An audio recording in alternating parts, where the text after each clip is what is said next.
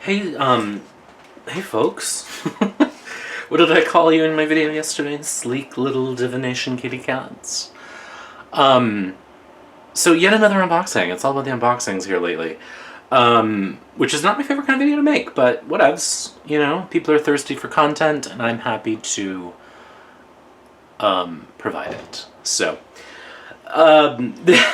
this video is not a comment, or this comment is not a reflection on the deck in particular, but on my own mindless consumption. I had zero recall of backing this deck until I got the shipping notice, and really even then I had to Google what it was because I couldn't remember. Now, in fairness to me, it's been a minute since this funded, but yeah, no idea. I backed it. So, you know, it's definitely a sign to me that a little more intentional spending is worth my while. So this is the Blood Moon Tarot by... Oh, the names are on the box, and I tossed away the little art card. Hopefully it's on the inside. Actually, I can Google it.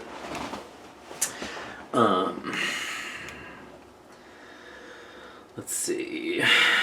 Blood Moon Tarot. I think... Blood Moon Tarot. Oh, Sam Gay. G-U-A-Y. G-U-A-Y, yeah. So let's see what the back says. The Blood Moon Tarot is a fully illustrated 78 card deck. Oh, it's right there by Sam Gay. Each image is lush with details from the artist's personal mythologies. The minor arcana is expressed through the unique suits of dreams, songs, skins, and honey, while the major arcana presents as a series of enchanting dreamlike visions. So let's see what we got. No memory what this deck looks like. So here's the box. It's a tuck box. It's a really nice tuck box. It's a tuck box. The tea about tuck boxes is this. It is very difficult to open them without damaging them, especially the first time. So there is no little white book, but it does look like there's some information on the extra card.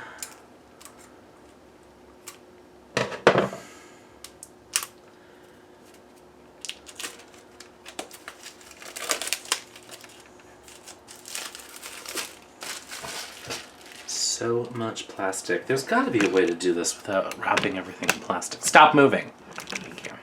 Ah, Jesus. I think I'd never been near a tripod before. Alright, so it's not in order. So we're probably going to come back at you when I put the deck in order. But let's just read this. Thank you, dearest friends, family, patrons, and backers who generously supported the creation of this dream project. The Blood Moon suits correspond to the traditional suits as follows. Dreams are swords, songs are cups, skins are wands, honey is pentacles. For more information on the meanings of the cards, you can download a free guide or purchase a copy of the art and guidebook at bloodmoontarot.com. Alright, let me pause and put it in order so we can look at it that way. So this won't really be first impressions. Okay, sorry about that. I'm back. I did actually go to the website too for the Blood Moon Tarot to see if I could find the guidebook, but I don't see it up there. So I was kind of hoping it would be, because I'd love to understand more about the choices to rename the suits. I mean, rename the suits. I just sort of, you know, how they correspond from the artist's point of view to, you know, how are skins wands, for example. But that's not there. So, like, this is this beautiful backing. It's a gorgeous back, really. And it's gilded. The cardstock is nice. It's that matte cardstock that we love, but it's not like that super thick stuff that's hard to shuffle. And I managed really not to look very closely at the images. It's easy with this deck to just look at the titles, which I did. And so, but I can say it's really pretty. So here's the Fool. And there's a lot of detail. I mean, I've done a few videos of really simple decks lately. This is sort of the opposite of that. You know, this is very detailed artwork. Can I zoom in even more? So, you know, I mean, I think that's a really gorgeous Fool card for sure. Here's the Magician.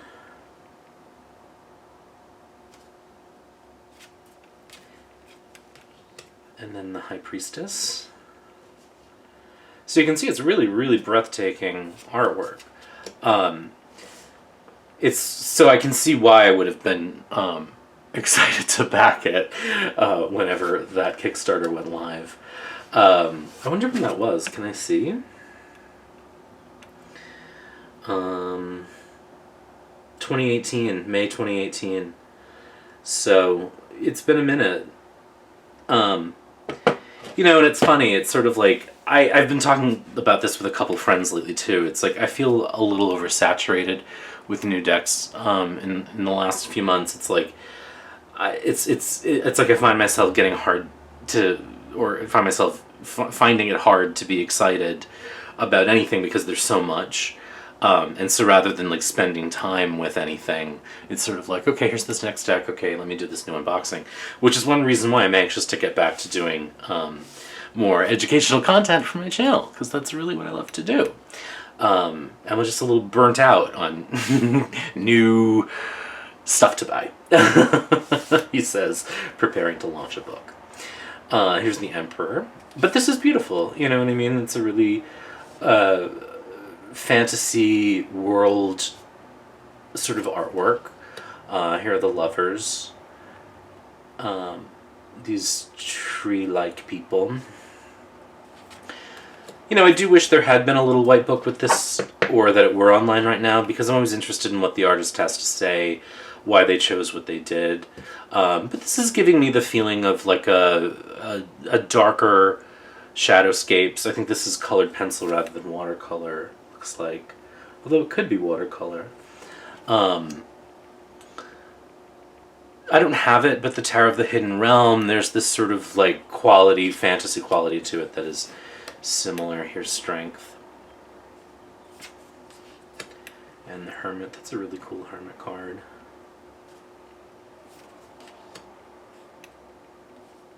The Wheel.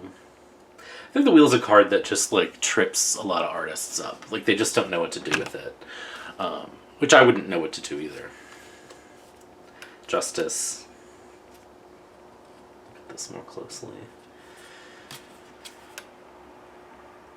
I can't quite tell what that is. It definitely appears to be like a living figure. There's a sort of human heart there. There's this vulture on the arm. There's another bird in the sky. So there's birds, there's a sword. It's interesting. Again, I would love a description by the artist, I think. The Hanged Man has a very sort of sleepy quality. It appears to be wrapped up in a snake of some kind, and there's also butterflies in there, chrysalis as well. Death. So I would say this is also very modern in its interpretation of a lot of the cards as sort of, you know, more psycho-spiritual metaphors for things. There's the Devil. It's really interesting.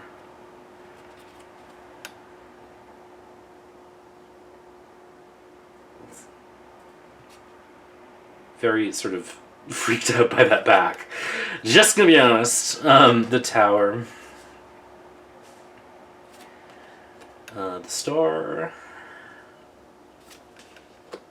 The Moon. The Sun. Judgment. The World. So those are the majors. And now we move into the suits. So again, it's really beautiful artwork. And, you know, I'm thinking, would I have been more excited, you know, had I backed it and then gotten it within 6 months to a year? Maybe, I don't know. I mean, I think that's also something I'm realizing too, is that I will likely only back decks from now on that I know are done. Not that I think that there's anything wrong with fun. I know, you know, for an artist it's tough, you know what I mean? It's expensive to buy supplies, it's expensive to get test prints and proofs. it's an expensive process. And, I always say Kickstarter isn't a store. When we're backing a deck on Kickstarter, we're not buying it as much as we are contributing to the artist's ability to make it. And the benefit of that is that in return, we do get a copy of it, or whatever the gift we choose is. On the other side of the coin, you know what I mean? It's like, this is a long time to wait for a deck. And the enthusiasm that I had for it at the time didn't translate into a long-term situation, right? So it's sort of like, oh yeah, this is cool, I really like this. I don't know how I felt in May of 2018, because a whole world has changed in between then and now, so it's tough. I'm not saying this is not gorgeous. I think it really is. So it has less to do with this deck. And certainly, I didn't back it thinking it was going to be done the next day. So I'm not even faulting the artist. I'm really saying what I need to do as a consumer is be more thoughtful about, where my funds are going. And maybe I don't need to be the first one to get the walkthrough up or whatever of the trendy new deck.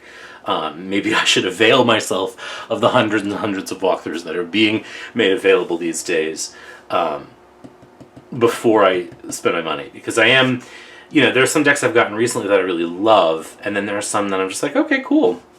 I haven't gotten anything I hate.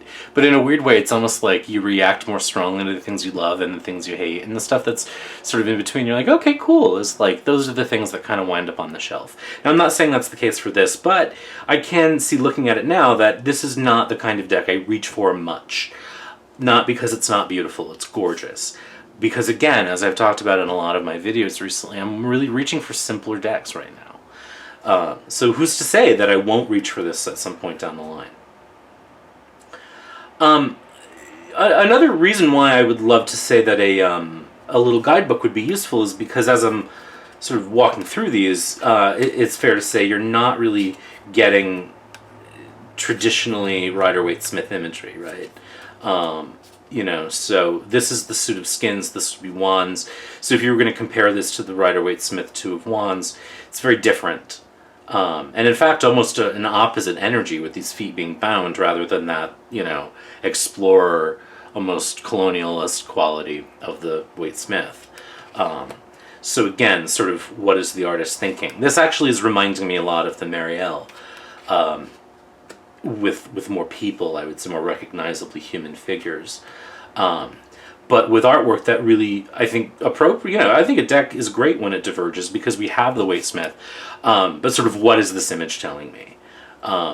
And that's the thing that I would like to know. So I would, I really would have liked a little white book or something to be available. And again, it's a first impressions video. That's how it rolls. But again, it's gorgeous artwork, and it is very impressionistic in its way, but you're not seeing the Waite-Smith. And so if you are going to read this more intuitively, it probably would be helpful to have some guidance from the creator. And there is going to be a printed art and guidebook. I don't know what that's going to look like. It says coming soon on the website, and there will be a little white book on the website, or a guidebook, but I went and looked and don't see it. So here's the page. They all are page, knight, king, and queen in this deck. The knight. The queen.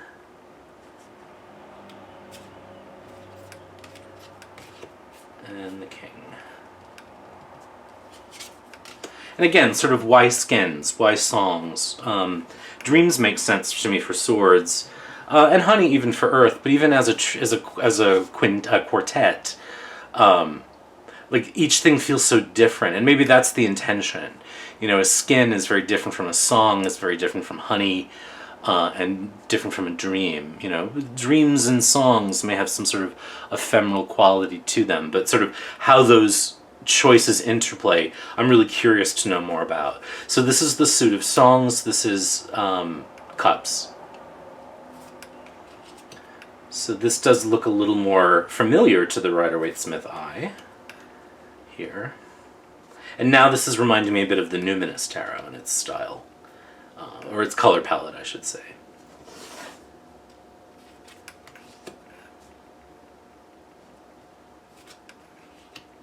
And then we do get a bit of divergence again.